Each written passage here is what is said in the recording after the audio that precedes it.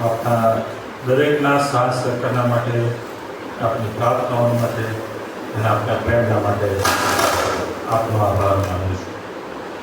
આવો આપણે આ સમય પવિત્ર શાસ્ત્ર ઉઘાડીશું ને પ્રકટીકરણમાંથી 9મો અધ્યાય, પ્રકટીકરણનું પુસ્તક 9મો અધ્યાય અને 1 થી 12 વચનો જે આપણે જોવાના છે, મનન કરવાના છે, એ વાંચીશું. પ્રકટીકરણનું પુસ્તક 9મો અધ્યાય અને 1 થી 12 કલમ.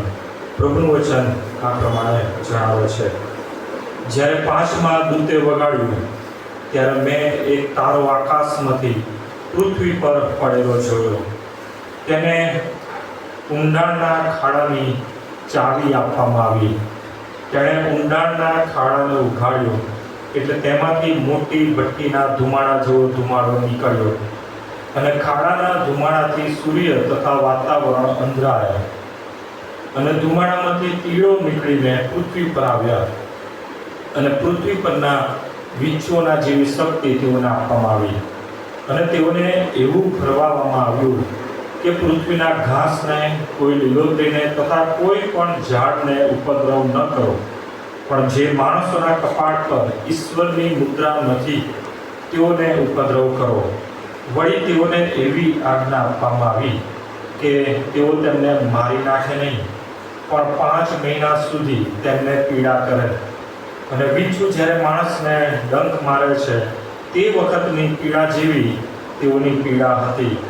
તે સમયે માણસો મરણને માટે તલપી રહેશે, પણ તે પામશે જ નહીં. અને તેઓ મરવાની બહુ ઈચ્છા રાખશે, પણ મરણ તેઓની પાસેથી નાસી જશે.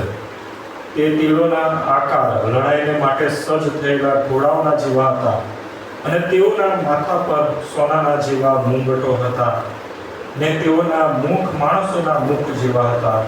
તેઓના કેસ સ્ત્રીના કેસ જેવા અને તેઓના દાંત સિંહના દાંત જેવા હતા અને તેઓના પર લોઢાના બખ્તર જેવા બખ્તર હતા અને તેઓની પાંખોનો અવાજ લડાઈમાં દોડતા ઘણા ઘોડાના રથોના ગડગડાટ જેવો હતો. વીંછોના જેવી તેઓની પૂંછડી છે અને ડંખ પણ છે અને 5 મહિના સુધી માણસોને ઉપદ્રવ કરવાની તેઓની પૂંછડીઓમાં શક્તિ છે. ઊંડાણનો જે દૂત છે તે તેઓનો રાજા છે. તેનું નામ હિબ્રુ ભાષામાં આબાદોન, પણ ગ્રીક ભાષામાં તેનું નામ આપોલિયોન એટલે સંહારક છે. પહેલી આપત્તિ આવી ગઈ છે, જુઓ હવે પછી બીજી 2 આપત્તિઓ આવવાની છે. આ પ્રભુનું વચન છે. પ્રભુ આ વચન સમજવા, સમજાવવાના, આપણને સ્વીકારવા એની કૃપા પૂરી પાડે. ગયા રવિવારે પણ આપણે જે બાબત 8મા અધ્યાયમાંથી જોઈ ગયા હતા કે કેવી રીતના દેવની જે યોજના છે એ આપણી આગળ વચનો દ્વારા પ્રભુ જણાવે છે. જે પ્રમાણે ઉત્પત્તિના પુસ્તકમાં આપણે જોઈએ છીએ કે પ્રભુએ ઉત્પત્તિનું સર્જન કર્યું અને એ જ પ્રમાણે હવે નાશની પણ શરૂઆત દેવ કરી રહ્યા છે. અને ચોક્કસ પૃથ્વી અને તેમાંનું સર્વસ્વ નાશ પામવાના છે. તો એક સમયે એનો અંત આવવાનો છે. અને ઓલરેડી સાયન્સ આ બાબત પણ સ્વીકારે છે કે પૃથ્વીના નાશની શક્યતાઓ ઘણી બધી રીતે થઈ શકે છે. અને જુદા જુદા એ લોકો એના માટે એ પોતાના વિચારો રજૂ કરે છે કે જો આકાશમાંથી કોઈ એવો લઘુગ્રહ પૃથ્વી સાથે અથડાય તો પૃથ્વીનો નાશ થાય, ચંદ્ર પૃથ્વી સાથે અથડાઈએ તો પણ તેનો નાશ થાય, કોઈ મોટો જ્વાળામુખી ફાટે તો નાશ થાય, મોટો ભૂકંપ આવે તો નાશ થાય. ઘણી બધી એવી સંભાવનાઓ વૈજ્ઞાનિકો પાસે છે, અઢળક એમ કહેવાય પૃથ્વીના નાશને. એને સ્વીકારે છે કે કોઈક એક સમય પૃથ્વીનો નાશ થશે. પણ બાઇબલ આપણને બહુ જ સિસ્ટમેટિક અને કઈ રીતના થશે એ બધું જ પ્રભુના વચનોમાં આપણને બતાવે છે. અને પ્રભુ એ નાશની શરૂઆત પણ કેવી રીતના થશે એના વિશે આપણને આ પ્રભુના વચનો દ્વારા આપણને સમજ આપે છે કે જે સંત યોહાન દ્વારા આજથી આશરે એ 2000 વર્ષ પહેલાં એ વચનો લખાયા. ત્યાં જો તમે 8મા અધ્યાયમાં ગયા રવિવારે જે વચનો વાંચ્યા ને એમાં જો તમે થોડું ધ્યાન પર લીધું હોય તો જે નાશની શરૂઆત છે દરેક બાબતોમાં પ્રભુ 3જા ભાગનો નાશ કરે છે. બરાબર? જેમ કે પ્રકટીકરણ 8મો અધ્યાય અને 7મી કલમમાં આપણે જોયું પહેલાં એ વગાડ્યું એટલે રક્ત મિશ્રિત કરા તથા આગ થયા, પૃથ્વી પર ફેંકવામાં આવ્યા અને તેથી પૃથ્વીનો ત્રીજો ભાગ બળી ગયો, વૃક્ષનો ત્રીજો ભાગ બળી ગયો અને બધું લીલું ઘાસ બળી ગયું. દરેક જે દૂત એ રણસિંહો વગાડશે દરમિયાન ક્યાંક ને ક્યાંક ત્રીજા ભાગને નુકસાન થયું. 8મી કલમમાં પણ છે, ત્યાં 8મી કલમનો છેલ્લો ભાગ સમુદ્રનો ત્રીજો ભાગ લોહી થઈ ગયો.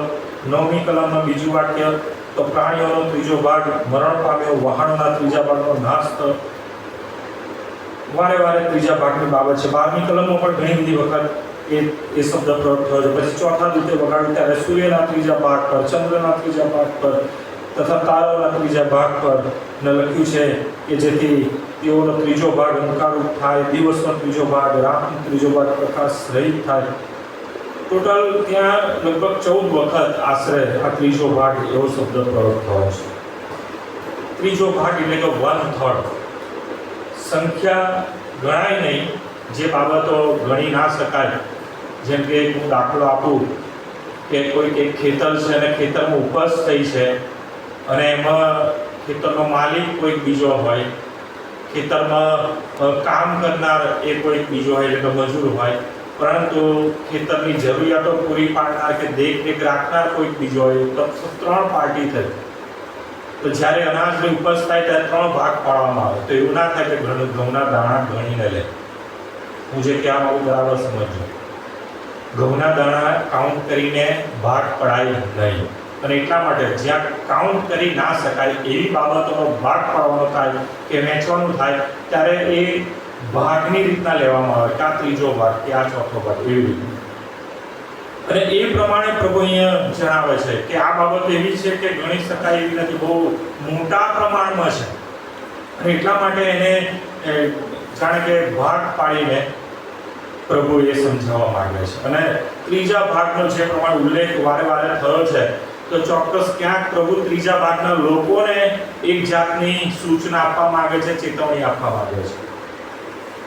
ભૂલથી તમે મહાસભાનો ત્રીજો ભાગ એવું ના સમજતા, બરાબર? કે મહાસભા હોય ને એનો આપણું બંધારણ પ્રમાણે નિયમ છે કે ત્રીજો ભાગ હાજર હોય, જે ચર્ચની આપણી સંખ્યા છે એનો ત્રીજો ભાગ એટલે કે 1/3 હાજર હોય તો શું કહેવાય? કોરમ થયું કહેવાય, તો કામ લીગલ છે એવું કહેવાય. હા, એની બાબત નથી. કયો ત્રીજો ભાગ કે પ્રભુ એમને ચેતવણી આપવા માંગે છે, સૂચના આપવા માંગે છે? દૂતોનો ત્રીજો ભાગ કે જેમણે લ્યુસિફરનો પક્ષ લીધો, બરાબર? જ્યારે ઉત્પત્તિ 1લો અધ્યાય 1લી કલમ જે પ્રમાણે સમજાવવામાં આવ્યું છે એ પ્રમાણે કે God in the beginning God created heaven, અને હેવનમાં પ્રભુએ દૂતો બનાવ્યા, અને દૂતોમાં પણ લ્યુસિફર એક ખાસ દૂત બનાવવામાં આવ્યો. અને તમે હજકેલ 28માં જો તમે જુઓ તો એ લ્યુસિફરને ત્યાં ખાસ દૂત તરીકે એને શણગારવામાં આવ્યો છે. એને આચ્છાદાન કરનાર કરૂપ તરીકે એને વર્ણવવામાં આવ્યો છે. એટલે બહુ ખાસ દૂત. અને આપણે જાણીએ છીએ કે એણે પાપ કર્યું, કેમ કે રાજ્ય શનિ બહુ નજીક હતો અને એને એમ થયું કે આ ખુરશી બહુ નજીક છે, કોઈક દિવસ બેસી ગયો હતો એવી એને કલ્પના કરી, અને એના માટે થઈને દેવે એને પદ ભ્રષ્ટ કર્યો, એને સ્વર્ગની બહાર મોકલી દીધો. અને પછી આપણે જોઈએ છે ઉત્પત્તિનું પ્રકટીકરણનું પુસ્તક 19મો અધ્યાય, પ્રકટીકરણનું પુસ્તક અને 19મો અધ્યાય, ત્યાં આપણે જોઈએ છે પ્રકટીકરણ 12મો અધ્યાય, પ્રકટીકરણ 12મો અધ્યાય. અને ત્યાં આપણે જોઈએ છે એક ચિત્ર ત્યાં આપવામાં આવ્યું છે, એક ચિહ્ન આપવામાં આવ્યું છે. અને 3જી કલમમાં પ્રકટીકરણ 12મો અધ્યાય 3જી કલમ, વળી આકાશનો બીજો એક ચિહ્ન પણ જોવામાં આવ્યું, જો મોટો લાલ અજગર. તો એ લાલ અજગર કોણ છે? તો ત્યાં આપણે જોઈએ 9મી કલમ એનો ખુલાસો. તે મોટા અજગરને બહાર નાખી દેવામાં આવ્યો, એટલે તે જૂનો સર્પ જે દુષ્ટ આત્મા તથા શૈતાન કહેવાય છે. એ શૈતાન ફરી આવી 3જી કલમમાં. એ લાલ અજગર, બરાબર? તેને 7 માથા 10 શિંગડા અને તેના માથા પર 7 મુંગટ હતા. તેના પૂંછડાએ આકાશના તારાઓનો ત્રીજો ભાગ ખેંચીને તેઓને પૃથ્વી પર નાખ્યા. લુસિફરની સાથે આકાશના દૂતોનો ત્રીજો ભાગ કે જેમણે લુસિફરનો પક્ષ લીધો અને કીધું કે અમને લુસિફર વધારે ગમે છે, એનો દેખાવ, એનું સંગીત કે એની બાબતો ગમે છે, અમે તો લુસિફરની સાથે જ. પ્રભુએ કીધું તમે પણ લુસિફરની સાથે જાઓ. અને શું થાય છે? લુસિફરની સાથે ત્રીજા ભાગના એ આકાશના દૂતોને, સ્વર્ગના દૂતોને પૃથ્વી પર નાખી દેવામાં આવે છે કે જ્યાં આપણે જોઈએ છે કે એમનું કામ આખા જગતને ભમાવે છે. એટલે હવે જગતમાં શું છે? માણસો તો છે, પ્રભુના પસંદ કરેલા લોક છે અને ના પસંદ કરેલા લોક પણ છે, પણ પ્રભુ કોઈ ત્રીજા ભાગને ચેતવણી આપે છે કે જેમને જગત ઉપર ઓલરેડી બહુ પહેલેથી પૃથ્વીનું નિર્માણ થયું ત્યારથી નાખી દેવામાં આવ્યા. અને આદમ હવાની પહેલા પણ જેઓ પૃથ્વી પર પોતાનું અસ્તિત્વ ધરાવતા હતા એવા લોકોને પ્રભુ અહીંયા કહી રહ્યા છે ત્રીજા ભાગનો નાશ કર્યો, ત્રીજા ભાગનો નાશ કર્યો, ત્રીજા ભાગનો નાશ કર્યો. પ્રભુ એક ચેતવણી આપે છે કે ત્રીજા ભાગનો નાશ થવાનો છે. જે સ્વર્ગીય દૂતો છે, લુસિફર એટલે શેતાનનો પક્ષ લીધો છે, એ ત્રીજા ભાગના બધા દૂતોનો નાશ થશે. અને ઓલરેડી એ બાબત માર્કની સુવાર્તા 25મા અધ્યાયમાં પણ આપણે જોઈએ છે. વાંચીએ, પ્રભુ એમના માટે બધી બાબતો તૈયાર રાખી છે. એમના માટે કોઈ માફી નથી, કોઈ બીજી તક નથી કે કોઈ એમ કહેવાય કે એમને કોઈ એવો વધારાનો સમય નથી. બધું પ્રભુના હાથમાં છે અને ત્યાં પ્રભુ ચેતવણી આપીને એ જણાવે છે. બરાબર, માર્કની સુવાર્તામાંથી આપણે જોઈએ તો ત્યાં તમે 41મી કલમ જુઓ. માર્કની 25મો અધ્યાય 41મી કલમ. પછી ડાબી તરફનાઓને પણ તે કહેશે, ઓ શાપિતો, જે સાર્વકાલિક અગ્નિ શૈતાન તથા તેના દૂતોને માટે તૈયાર કરેલો છે, તેમ તમે મારી આગળથી જાઓ. પ્રભુની પાસે દરેક બાબતો માટેનું આયોજન છે. શૈતાન અને એના દૂતો માટે પણ આયોજન છે અને પ્રભુ એ જ પ્રમાણે કરવાના છે. પણ અહીં 8મા અધ્યાયમાં પ્રભુ એક ચેતવણી આપે છે ત્રીજા ભાગને કે નાશ કર્યો, નાશ કર્યો, નાશ કર્યો. અને 9મા અધ્યાયમાં આપણે જોઈએ છે 5મો દૂત વગાડે છે અને બહુ ભયંકર પીડા જે પૃથ્વી પર બાકી રહેલા લોકો છે. પૃથ્વી પર અહીંયા આપણે જોઈએ છીએ કે 2 પ્રકારના લોકો બાકી છે.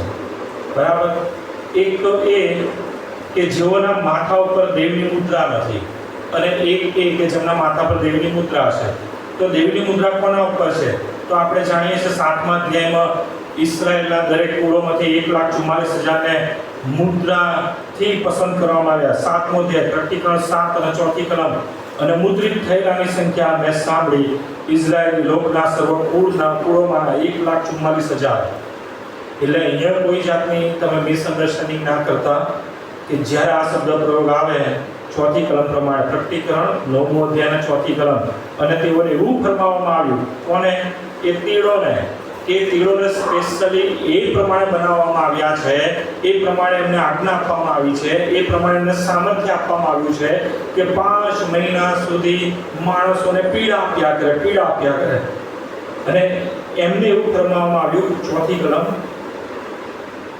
કે પૃથ્વીના ઘાસને, કોઈ લીલોતરીને તથા કોઈ પણ ઝાડને ઉપદ્રવ ન કરો, પણ જે માણસોના કપાળ પર ઈશ્વરની મુદ્રા નથી તેઓને ઉપદ્રવ કરો. એનો મતલબ પૃથ્વી ઉપર 2 જ પ્રકારના લોકો છે.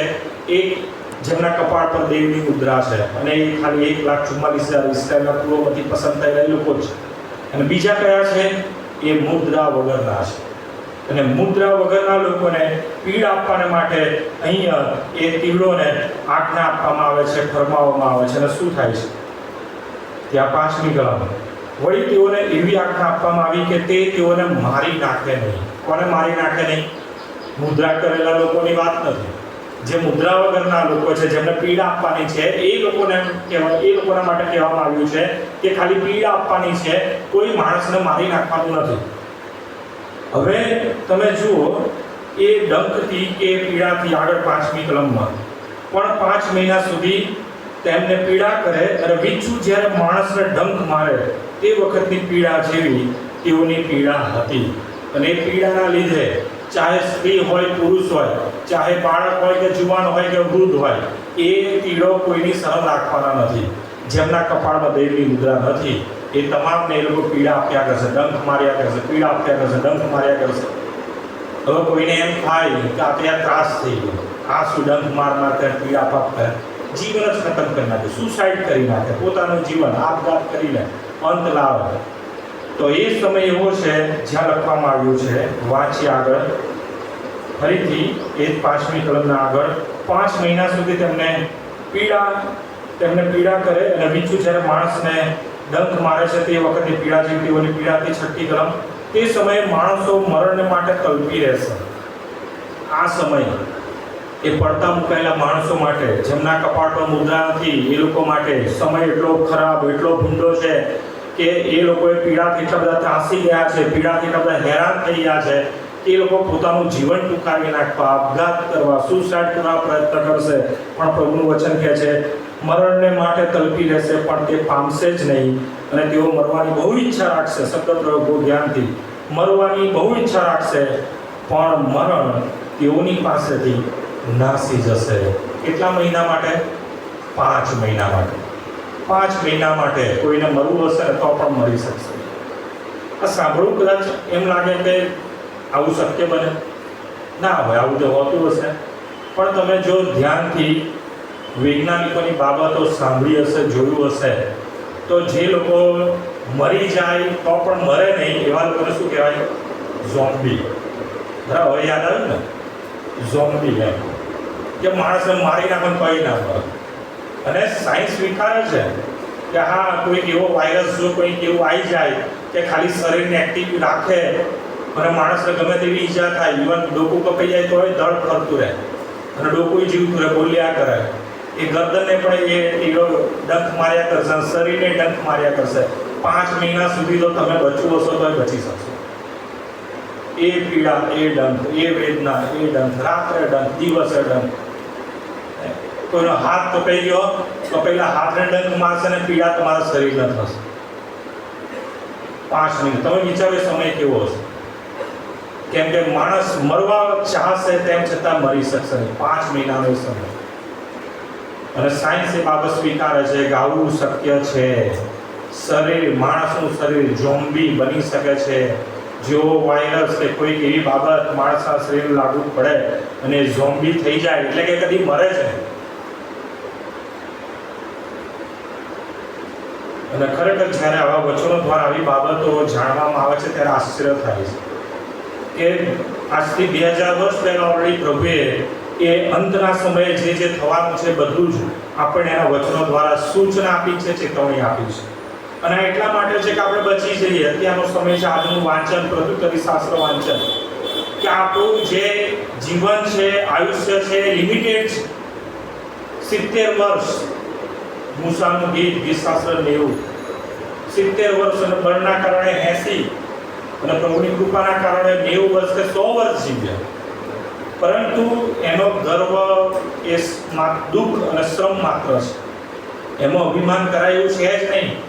અને લિમિટેડ સમયમાં તમને પ્રભુ ઘણી બધી તક આપે છે, અનલિમિટેડ તક આપે છે. જ્યારે એ પિત્તરને એટલે કે પ્રભુ જે શિક્ષણ આપે છે કે તારો ભાઈ તારી વિરુદ્ધ અપરાધ કરે તો તું એને માફ કર. પિત્તરને પ્રશ્ન થાય છે, પ્રભુ મારો ભાઈ મારી વિરુદ્ધ દિવસમાં કેટલી વખત અપરાધ કરે? બરાબર, એણે દિવસનું જ પકડ્યું કેમ કે બહુ સારો હતો કે મારો ભાઈ તો એવો છે કે રોજ મને તકલીફો આપે છે અને અપરાધ કરે છે. બરાબર, તો પછી દિવસમાં કેટલી વખત? અને પ્રભુએ શું કીધું? કેટલી વખત કીધું? 7 ગણી 70 વખત. 7 ને 70 વખત ગુણો એટલે કે 7 ગુણ્યા 7 ગુણ્યા 7 એવી રીતના 70 વખત ગુણો કે 70 ને 7 વખત ગુણો. 70 ગુણ્યા 70 ગુણ્યા 70. કેલ્ક્યુલેટરમાં એનો જવાબ નથી આવતો, સ્માર્ટફોનમાં આવે છે. કેમ કે આપણે માણસો સ્માર્ટ થઈ ગયા છે. સ્માર્ટફોનમાં એનો જવાબ આવે બહુ લાંબો છે. કરોડોથી વધારે એ તકો છે. જો દિવસમાં એટલી તકો આપવાની પ્રભુ વાત કરતો હોય તો જે આ કહે છે એ પ્રભુ આપણને કેટલી તકો આપતો હશે? અનલિમિટેડ. તમે કાઉન્ટ ના કરી શકો એટલી બધી તમને જીવનમાં તકો મળે છે કે તમે આ શ્રાપથી બચી જાઓ, અનર્થોથી બચી જાઓ. કેમ કે અનર્થો શું છે તો આપણે પહેલાં જ જોઈ ગયા. એ અનર્થો શું છે તો એ 6ઠ્ઠા અધ્યાયમાં એ 16મી કલમમાં લખવામાં આવ્યું છે. એ પ્રમાણે આગળથી આપણે જોઈએ તો એ જે દેવના અનર્થો પૃથ્વી પર જ્યારે પૂરા કરવામાં આવશે અને તેની પરિસ્થિતિને લઈને 14મી કલમથી પ્રકટીકરણ 6ઠ્ઠો અધ્યાય 14મી કલમ, વળી આકાશ વાળી લીધેલા ઓળિયાની જેમ જતું રહ્યું અને દરેક પહાડ તથા બેટને પોતપોતાના સ્થાનેથી ખસેડવામાં આવ્યા. જગતના રાજાઓ, મોટા માણસો, સેનાપતિઓ, શ્રીમંતો, પરાક્રમી તથા દરેક દાસ તથા સ્વતંત્ર તે તમામ ગુફાઓમાં તથા પહાડોમાં ખડકના માથે સંતાઈ ગયા. તેઓ પહાડોને તથા ખડકોને કહે છે કે અમારા પર પડો, અને રાજ્યાસન પર બેઠેલાની નજર આગળથી તથા તેના હલવાના કોપથી અમને સંતાડો, કેમ કે તેઓના કોપનો મોટો દિવસ આવ્યો છે અને કોનાથી ઊભું રહેવાય.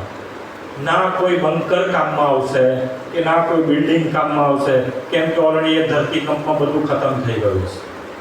અને એટલે પહાડો અને ગુફાઓનો આશરો લેવો પડે છે. અને ત્યાં પણ માણસો ઈચ્છે છે કે પ્રભુ એવું કરો કે આ પર્વતો કે ગુફાઓ અમારી ઉપર પડે હવે મરી જઈએ. પણ ના, જો તમે પ્રભુ ઈચ્છે છે એ પ્રમાણે જીવન જીવ્યા નથી, આપેલા જીવનનો તમે એના મહિમા માટે ઉપયોગ કર્યો નથી, લુસિફર શૈતાન દેવનો મહિમા પ્રગટ કરવામાં નિષ્ફળ ગયો, એ ત્રીજા ભાગના આકાશના દૂતો દેવનો મહિમા પ્રગટ કરવામાં નિષ્ફળ ગયા, દેવે એમને નાખી દીધા અને શિક્ષાને માટે એ લોકોને પૃથ્વી ઉપર એ લોકોને મૂકી રાખ્યા છે કે પૃથ્વી પર એ લોકોને બાંધી રાખ્યા છે. એ લોકો ત્યાંથી જઈ શકતા નથી. અને એ જ પ્રમાણે જો પ્રભુની કૃપાનો તમે અવર્થા દુરુપયોગ કર્યો છે, પ્રભુની કૃપાને તમે પોતાના જીવનને સુધારવા માટે જો એનો ઉપયોગ કર્યો નથી, કે પ્રભુના મહિમાને માટે વપરાવા માટે તમે ઉપયોગી બન્યા નથી, તો ચોક્કસ જાણજો આ અનર્થો દેવનો કોપ એ ચોક્કસ એ નાપસંદ થયેલા લોકો ઉપર પરિપૂર્ણ થશે. એટલી ભયંકર બાબતો. એ તીરોનો દેખાવ કેવો છે તો એ પણ સમજાવવામાં આવ્યું છે પ્રકટીકરણ 9 આગળ 7મી કલમ, પ્રકટીકરણ 9 અધ્યાય 7મી કલમ. તે તીરોના આકાર લડાઈને માટે સ્વસ્થેલા ઘોડાના જેવા, તેઓના માથા પર સોનાના જેવા મુંગટો, એટલે એવું નહીં કે સોનાના મુંગટ, એવું દેખાશે, એમનો આકાર એવો દેખાશે. ત્યાં બહુ સ્પષ્ટ લખ્યું છે કે તેઓના માથા પર સોનાના જેવા મુંગટો, જેવા મુંગટ એટલે એવું દેખાશે, એવો કલર હશે કે જાણે તેમણે એવો મુંગટ પહેરેલો છે. બીજો એમનો દેખાવ કેવો હશે? તેઓના મુખ તો કે માણસોના જેવા, બરાબર. 8મી કલમ, તેઓને વાળ પણ છે કે છે તેઓના કેસ સ્ત્રીના કેસ જેવા, તેઓના દાંત સિંહના દાંત જેવા, અને પછી કહે છે તેઓના પર લોડાના બખ્તર જેવા, બરાબર. જાણે કે પેલું લોડાનું બખ્તર પહેર્યું હોય એ પ્રમાણે કુદરતી બખ્તર છે કે કોઈ ગોળી મારશે, કોઈ પથ્થર મારશે, કોઈ હથિયાર મારશે, એ બખ્તર વિરુદ્ધ કોઈ હથિયાર કામમાં આવશે નહીં, એ લોકોને મારી શકાશે નહીં. એ પ્રકારના એ તીરો છે. લખવામાં આવ્યું છે આગળ, તેઓની પાંખોનો અવાજ લડાઈમાં દોડતા ઘણા ઘોડાઓના રથોના ગળગળાટ જેવો હતો. 10મી કલમ, વીંછોના જેવી તેઓની પૂંછડી છે અને ડંખ પણ છે. વીંછીને જેમ પૂંછડી હોય, પૂંછડીમાં ડંખ હોય, એમ એમને ડંખ પણ છે.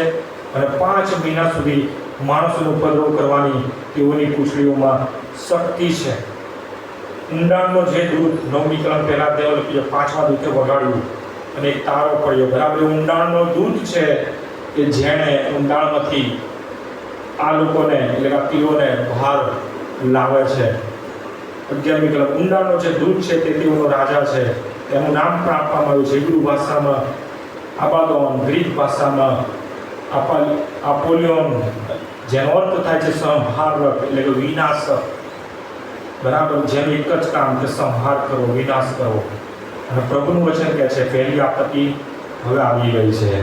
5 મહિનામાં ઘણા બધા લોકો પછી મૃત્યુ પામશે. એ ઝોમ્બી થયેલા લોકો 5 મહિના પછી ખતમ થઈ જશે. 5 મહિના સુધી તો ભોગવવું પડશે. એ ડંખની વેદના અને એ ડંખની પીડા, એ ચાહે હાથ હોય, પગ હોય, શરીર હોય, ગરદન હોય, કોઈ બી ભાગ હોય, ડંખની વેદના સહન કરવી પડશે. કેમ કે દેવની કૃપાનો તમે અનર્થા દુરુપયોગ કર્યો, દેવની કૃપાને તમે વ્યર્થ વેડફી નાખી.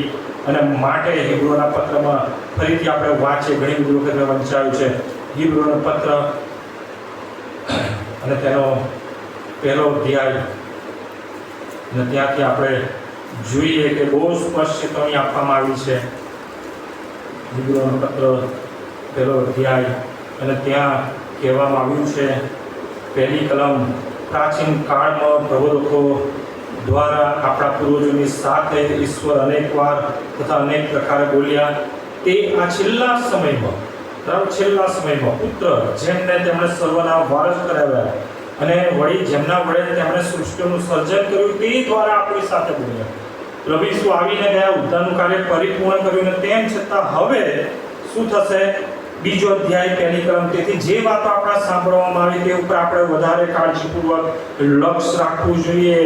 ખરેખર તો દરેક મનુષ્યની સંપૂર્ણ ફરજ આ જ હોવી જોઈએ. ઓલરેડી સભા શિક્ષક 12મા અધ્યાય છેલ્લી કલમમાં આપણને એ માટે ચેતવણી આપે જ છે. દરેક મનુષ્યની સંપૂર્ણ ફરજ એ જ છે કે દેવના વચનોને આધીન થવું અને એના વચનોને આપણે કાયમ પાળવા રહ્યા. અહીંયા પણ એ જ લખવામાં આવ્યું છે, લક્ષ્ય રાખવું જોઈએ. રખીને આપણે તેનાથી દૂર ખેંચાય છે. બીજી કલમ, હિબ્રુઓનો પત્ર બીજી કલમ. કેમ કે દૂતો દ્વારા કહેલું વચન જો સત્ય ઠર્યું અને દરેક પાપનું તથા આજ્ઞા ભંગનું યોગ્ય ફળ મળ્યું, તો આપણે એવા મહાન તારણ વિશે બેદરકાર રહીએ તો સી રીતે બચીશું? તે તારણની વાત પ્રથમ પ્રભુએ પોતે કરી, પછી તેને સાંભળનારાઓએ અમને તેની ખાતરી કરી આપી.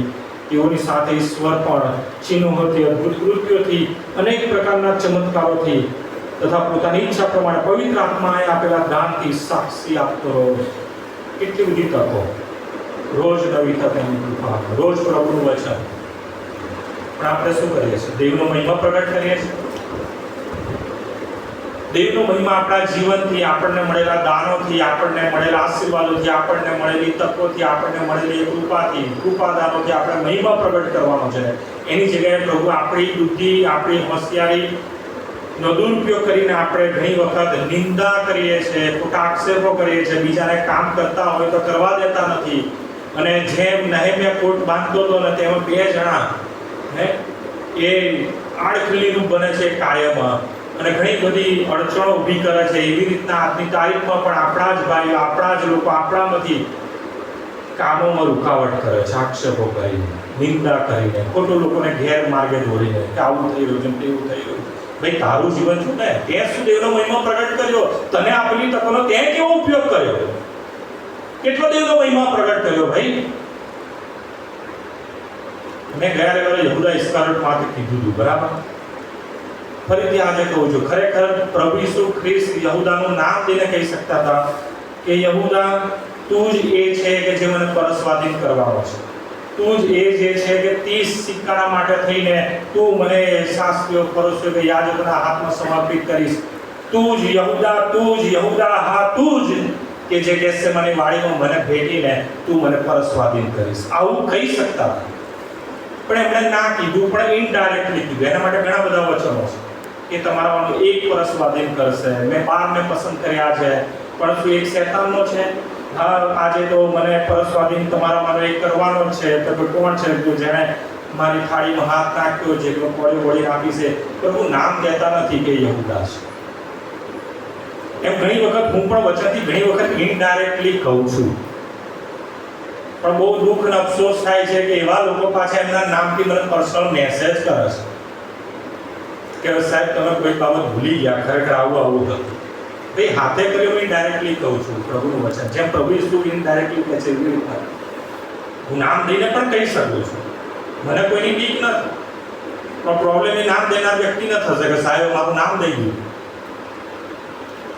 જો પ્રભુ ઈસુએ યહૂદાનું નામ ના દીધું અને યહૂદાને તક આપીએ રાખી, એમ હું પણ પ્રભુનું મન રાખીને પ્રભુ તમને જે તકો આપે છે એનો ઉપયોગ કરો. તેના માટે ચેતવણી આપું છું કે ઇનડાયરેક્ટલી પ્રભુના વચનો તમને વાગે છે હૃદયમાં તો સ્વીકારો અને તમે પ્રભુનો મહિમા પ્રગટ કરો. બીજા ના કરે પણ તમે તો કરો. તમને કૃપાદાન મળ્યું, તાલંત મળ્યું, દાનો મળ્યા.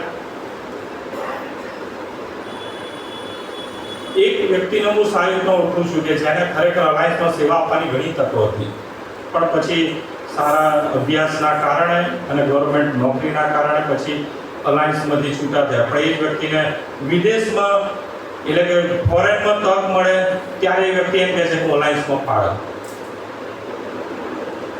ત્યારે પ્રશ્ન થાય કે તમે કેટલો મહિમા પ્રગટ કર્યો? પ્રભુ આનો બધાનો જવાબ માંગશે આપણી પાસે. પ્રભુ તો અદ્દલ ન્યાયી છે, બરાબર? જો એ લુસિફરને, દૂતોને નહીં છોડ્યા તો તમને શું લાગે? તમે માણસ છો અને તમને બધું છોડી દેશે? એના માટે બહુ સાવચેત રહીએ. અંતના સમયમાં આપણે પડતા ના મૂકે, પણ વાલાઓ પ્રભુ આપણને એના રાજ્યમાં કે શાબાશ, સારા તથા વિશ્વાસુ ચાકર. કારણ કે ઘણા બધા પ્રભુ કહેવાવાળા, ઘણા બધા ચમત્કારો કરવાવાળા, ઘણા ખરેખર પ્રભુનો મહિમા પ્રગટ કરવાવાળા પણ ના પસંદ થશે એવું પ્રભુ કહે છે. દરેક પ્રભુ પ્રભુ કરે છે એ લોકો મારા રાજ્યમાં બેસશે એમ કેમ? ત્યારે ઘણા લોકો પ્રભુને પ્રશ્ન કરશે, અમે તો કાર્યો કર્યા છે પ્રભુ, ચમત્કારો કર્યા છે, અમે સંદેશ આપ્યા છે, ઘણા પરાક્રમી કામો કર્યા છે, તેમ છતાંય પ્રભુ કહેશે હું તમને ઓળખતો નથી. પ્રભુનો મહિમા પ્રગટ કરવો એથી વિશેષ દેવની ખરી ઓળખ. કેવી ખરી ઓળખ? તો તમે જુઓ યોહાનની સુવાર્તા 17મો અધ્યાય. અને ઘણી વખત આ ઓળખમાં આજે પણ આપણે કમતી માલુમ પડે છે. યોહાનની સુવાર્તા 17મો અધ્યાય. અને પ્રભુ ઈસુ પોતે જે બાબત પોતાના માટે કહે છે પહેલી કલમમાં યોહાન 17 એ વાતો કહી રહ્યા પછી ઈસુએ આકાશ તરફ નજર ઊંચી કરીને કહ્યું, હે પિતા, સમય આવ્યો છે, તમે તમારા દીકરાને મહિમાવાન કરો કે દીકરો તમને મહિમાવાન કરે. પ્રભુએ તેમનું કાર્ય પરિપૂર્ણ કર્યું, માણસ બનીને આવ્યું. અને એ જ બાબત પ્રભુ હવે શું કહે છે? ત્રીજી કલમ, અનંત જીવન એ છે કે તેઓ તમને એકલા ખરા દેવને તથા ઈસુ ખ્રિસ્ત જેને તમે મોકલ્યા છે તેમને ઓળખે. દેવની ખરી ઓળખ, દેવ કોણ છે, કેવા છે, જો એ તમે નથી જાણતા તો વાલાઓ અનંત જીવન નથી. દેવની અંગત ઓળખ જો તમને નથી, તમે દેવને ઓળખતા નથી તો વાલાઓ તમને અનંત જીવન નથી. એવા ઘણા હશે પ્રભુ પ્રભુ કહેનારા હશે, સેવા કાર્યો કરવાવાળા હશે, વચનો આપનારા હશે, પરાક્રમી કામો કરનારા હશે, ભૂતોને કાઢનારા હશે. ચોક્કસ પ્રભુના નામથી ચમત્કારો થાય છે, પ્રભુના નામથી પરાક્રમી કામો થાય છે, પ્રભુના નામથી પોકારવામાં આવેલા વચનો પરિપૂર્ણ થાય છે. પણ અંગત ઓળખનું શું? મારી દેવ સાથેની અંગત ઓળખ જો નહીં હોય તો પ્રભુ મને પણ કહેશે, ભલે તે બીરનામો સંદેશ આપ્યા, સ્ટેનલી તું કોણ છે? બરાબર, કદાચ મારું નામ નહીં લે જો નથી ઓળખતા હોય કે તું કોણ છે ભાઈ, હું જાણતો નથી. હું કહીશ હું સ્ટેનલી, પ્રભુ મેં બહુ વચનો આપ્યા, બહુ પરાક્રમી કામો થયા, તમારો મહિમા પ્રગટ કરો, તું કોણ છે? અંગત ઓળખ નથી તો વાળો અનંત જીવન નથી. અને એટલા માટે જરૂરી છે કે પર્સનલ અંગત ઓળખમાં આવી. અને અંગત ઓળખમાં જે દેવને ઓળખે છે એનું જીવન કેવું છે તો એ નેક્સ્ટ ટાઈમ હું કહીશ. બહુ ધ્યાનથી વચનો સાંભળજો. બરાબર, આવતા રવિવાર કે જ્યારે બી અહીંથી પ્રભુનું વચન હું પુકારીશ એ વસ્તુ હું કહીશ. જો એ લાયકાત તમારામાં નથી તેનો મતલબ એ થયો કે દેવની અંગત ઓળખ નથી. ભલે તમે પ્રભુનો મહિમા પ્રગટ કરો, પરાક્રમી કામો કરો, સુવાર્તા પ્રગટ કરો, ભૂતોને ભગાડો કે જબરજસ્ત તમે સેવાનું કામ કરો, પણ દેવની અંગત ઓળખ નથી તો આશીર્વાદ નથી. એટલા માટે ખૂબ જરૂરી છે કે પ્રભુને ઓળખો, દેવને ઓળખો. કયા દેવને? ખરા દેવને ઓળખો, જીવતા દેવને ઓળખો અને એનામાં જીવન જીવો.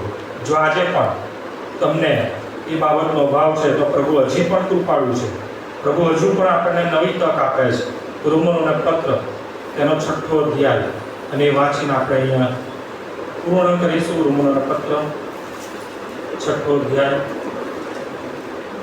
અને ત્યાં પ્રભુ એમની કૃપા માટે કહે છે, જે તક આપી છે એમના માટે પ્રભુ ચેતવણી આપે છે. 6થો અધ્યાય પહેલી કલમ, ત્યારે આપણે શું કહીએ? કૃપા અધિક થાય માટે શું આપણે પાપ કર્યા કરીએ? ના, એવું ન થાય. આપણે પાપના સંબંધમાં મુવા તો પછી એમાં કેમ જીવીએ? શું તમે નથી જાણતા કે આપણે જેઓ ખ્રિસ્ત ઈસુમાં બાપ્તિસ્મ પામ્યા તેઓ સર્વ તેમના મરણમાં બાપ્તિસ્મ પામ્યા. જે લોકોના બાપ્તિસ્મ થઈ ગયા છે, જેઓના બાપ્તિસ્મ આજે થવાના છે, એ દરેકના માટે વચન છે કે તમે ઓલરેડી તમારા જૂના જીવનમાં મૃત્યુ પામ્યા છે. તમારી જૂનું નામ કે જૂની ઓળખ મટી ગઈ છે. એટલે સાઉલે બાપ્તિસ્મ લીધું ને પાઉલ બની ગયો. એ લોકો એમનું નામ પણ બદલી નાખતા હતા. કેમ? કે ઓલરેડી જૂનો માણસ મરી ગયો, જૂનું નામ મટી ગયું. 4થી કલમ, તે માટે આપણે બાપ્તિસ્મ દ્વારા તેમની સાથે મરણમાં દફનાવવામાં આવ્યા કે જેમ ખ્રિસ્તને પિતાના મહિમાથી મોયેલામાંથી ઉઠાડવામાં આવ્યા તેમજ આપણે પણ નવા જીવનમાં ચાલીએ. પ્રભુ આજે પણ નવી તક આપે છે અને પ્રભુ ઈચ્છે છે કે આજથી એક નવી શરૂઆત થાય, પ્રભુમાં જીવન જીવવાનું. વાલાઓ, આ સમય એવો છે કે તમે તમારા વાલાઓ, તમારા અડોશી પડોશી કે તમારા સાથી મિત્રો કે મંડળીના બીજા તમારા નિકટના વાલાઓ જે કરતા હોય પણ તમે તમારી જાતને બચાવો. તમે તમારું જુઓ કે શું પ્રભુ આવશે તો હું બચીશ? શું પ્રભુ આવશે તો મને એમ કહેશે મારું નામ દઈને કે સ્ટેનલી, સાબા, સારા, વિશ્વાસુ ચાકર? એ બાબત પર ખાસ વિચાર રાખો. તમે શૈતાનના ભમાવમાં આવીને હવા અને આદમની જેમ તમે બે ધ્યાન થશો નહીં, ક્યાંય બીજી બાબતો તરફ ખેંચાઈ જશો નહીં.